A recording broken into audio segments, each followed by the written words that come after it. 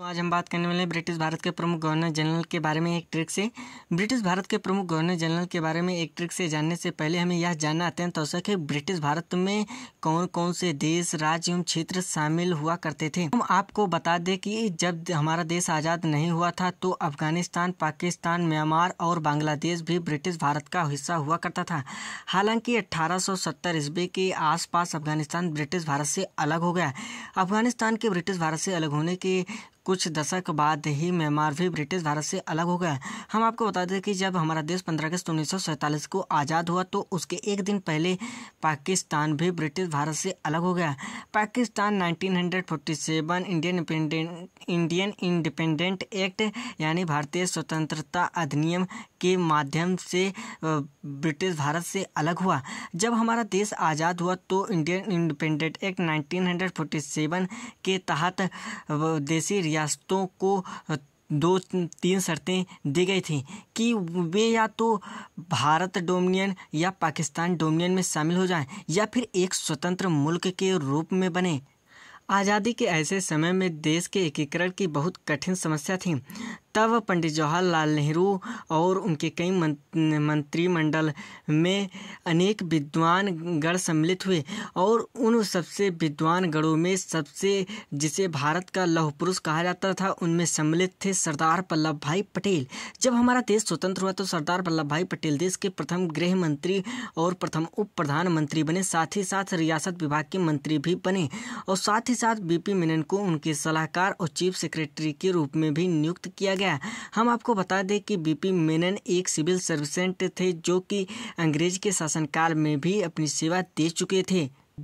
देश के एकीकरण में अगर हम 3 सबसे महत्वपूर्ण व्यक्तियों की बात करें तो उनमें 3 सबसे महत्वपूर्ण व्यक्ति में सबसे ऊपर आते हैं सरदार वल्लभ भाई पटेल और उसके बाद आते हैं बीपी मेनन और माउंटबेटन। अगर चौथे नंबर की बात करें तो उनमें पंडित जवाहरलाल नेहरू आते हैं, इसमें कोई शक नहीं। अगर हम बात करें तो पंडित जवाहरलाल नेहरू दूसरे या तीसरे नंबर पर आते हैं देश के एकीकरण में।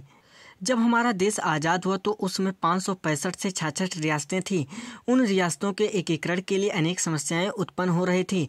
कारण था कि 1947 भारतीय स्वतंत्रता अधिनियम जिसकी वजह से रियासतों को स्वतंत्र होने की अनुमति मिल गई थी और ये रियासतें स्वतंत्र रहकर एक मुल्क बनाना चाहती थी। सरदार वल्लभ भाई पटेल ने इन रियासतों को भारत में सम्मिलित होने के लिए कहा और इनसे केवल 3 चीज़ें मांगी। एक रक्षा, दूसरा संचार और तीसरा ये बात कही कि आप अपने देश में सब कुछ रख सकते हैं, केवल सेना हमारी रहेगी।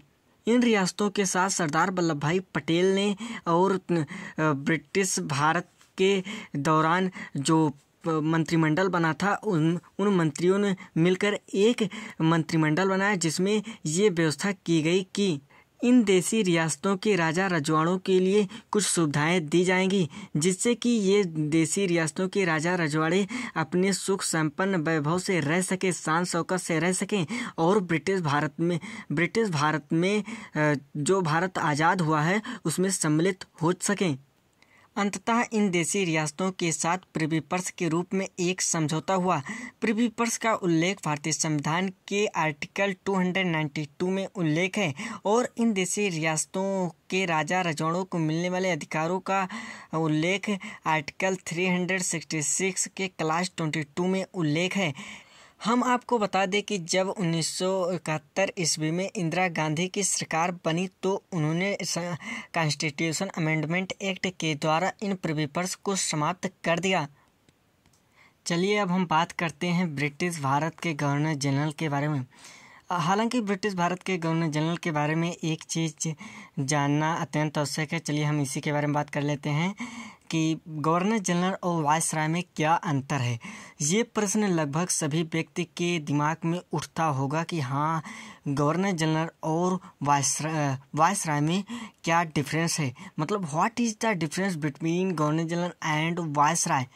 तो हम आपको बता दें कि जब 1857 में भारत का प्रथम स्वतंत्रता संग्राम हुआ तो 1858 में ब्रिटिश संसद ने भारत शासन अधिनियम 1858 पारित किया। इस अधिनियम ने भारत के गवर्नर जनरल का पदनाम बदलकर भारत का वायसराय कर दिया।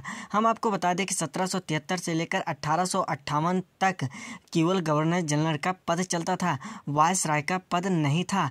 हालांकि 1858 के भारत शासन अधिनियम ने गवर्नर जनरल का पदनाम ही बदलकर वायसराय कर दिया। चलिए अब हम शुरू करते हैं ब्रिटिश भारत के गवर्नर जनरल के बारे में ट्रिक से। हम बता दें आपको, ब्रिटिश भारत के गवर्नर जनरल 1772 ईस्वी से शुरू हुए और 1858 ईस्वी तक बने रहे। 1858 ईस्वी के बाद गवर्नर जनरल पदनाम बदलकर वायसराय कर दिया गया। 1858 के भारत शासन अधिनियम के द्वारा 1773 के रेगुलेटिंग एक्ट के द्वारा बंगाल के गवर्नर का नाम बदलकर गवर्नर जनरल कर दिया गया। इस प्रकार वारेन हेस्टिंग ब्रिटिश भारत के प्रथम गवर्नर जनरल नियुक्त हुए। ब्रिटिश भारत के गवर्नर जनरल को याद करने के लिए एक ट्रिक है, वह ट्रिक देखिए यहाँ पर नीचे दिख रही है। क्या याद करना है? हमें का जब काज मिहे, हमें का जब काज मिहे, हमें का जब काज मिहे, एमबी में आ बरा हाउजी के, हमें का जब काज मिहे एमबी में आ बरा हाउजी के। देखो, हमें का जब काज मिहे एमबी में आ बरा हाउजी के, तो देखो हाथ क्या हो जाएगा? हाथ क्या हो जाएगा? हेस्टिंग। कौन हेस्टिंग? Warren Hasting. मैस क्या हो जाएगा? मैक फर्सन। मैस क्या हो जाएगा? Macpherson. कौन Macpherson? Sir Macpherson. कास क्या हो जाएगा? Lord Cornwallis. कास क्या हो जाएगा? कॉर्नवालिस। कौन कॉर्नवालिस? Lord Cornwallis. जस क्या हो जाएगा? जॉन सोर। कौन जॉन सोर? सर जॉन सोर। वास क्या हो जाएगा? बेली जली। कौन बेली जली? लॉर्ड बेली जली। कास क्या हो जाएगा? Lord Cornwallis. लॉर्ड कॉर्नवालिस 1805 ईस्वी में पुनः गवर्नर जनरल नियुक्त हुए और हालांकि 1805 ईस्वी में ही उनकी मौत भी हो गई थी। फिर जास से आते हैं। जास क्या हो जाएगा? George Barlow. George Barlow. कौन George Barlow? Sir George Barlow. फिर मिस क्या हो जाएगा? लॉर्ड मिस मिंटो। कौन मिंटो? Lord Minto. हेस क्या हो जाएगा? हेस्टिंग। हेस क्या हो जाएगा? हेस्टिंग। कौन हेस्टिंग? Lord Hastings. फिर एम से क्या हो जाएगा? M Hearst. एम हर्स्ट से क्या हो जाएगा? Lord Amherst. कौन Amherst? Lord Amherst. हर्स्ट। बीस क्या हो जाएगा? बीस क्या हो जाएगा? विलियम। बीस क्या हो जाएगा? विलियम। कौन विलियम? Lord William Bentinck. वही लॉर्ड विलियम बेंटिंक जिन्होंने सती प्रथा की समाप्ति में महत्वपूर्ण योगदान दिया था। राजा राम मोहन राय की सलाह पर सती प्रथा की समाप्ति लॉर्ड विलियम बेंटिंक ने ही करवाई थी। उसी प्रकार देखिए, मैं से मैटकॉफ। कौन मैटकॉफ? Charles Metcalfe. आ से आकलैंड। कौन आकलैंड? Lord Auckland. बरस क्या हो जाएगा? कौन बरा? एलिन बरा। बरस क्या हो जाएगा? एलिन बरा। कौन बरा? लॉर्ड एलिन बरा। हास क्या हो जाएगा? हार्डिंग। हास से हार्डिंग। कौन हार्डिंग? Lord Hardinge. हाउजिस क्या हो जाएगा? डलहौजी। हाउजिस क्या हो जाएगा? डलहौजी। डलहौजी का नाम शायद सभी लोग सुने होंगे, इन्होंने ही राज्य की हड़प नीति अपनाई थी। डल हौजी। हौजिस क्या हो जाएगा? डल हौजी। केस क्या हो जाएगा? केनिंग। कौन केनिंग? Lord Canning. यही लॉर्ड केनिंग अब 1858 ईस्वी आ गया है, तो 1858 ईस्वी का भारत शासन अधिनियम जैसे एक्ट आता है, उस एक्ट के तहत इस गवर्नर जनरल का पद नाम बदल के क्या कर दिया जाता है? क्या कर दिया जाता है? गवर्नर जनरल के पद का नाम बदलकर वायसराय। तो लॉर्ड केनिंग क्या बन जाएंगे? प्रथम वायसराय। देखो, लॉर्ड केनिंग अंतिम गवर्नर जनरल और प्रथम वायसराय किस प्रकार बने? क्योंकि 1858 ईस्वी में लॉर्ड केनिंग गवर्नर जनरल थे और 1858 के भारत शासन अधिनियम के द्वारा गवर्नर जनरल का पदनाम बदलकर वायसराय कर दिया गया और लॉर्ड केनिंग को ही उठाकर वायसराय से क्या कर गवर्नर जनरल से क्या कर दिया गया? वायसराय कर दिया गया। जय हिंद दोस्तों।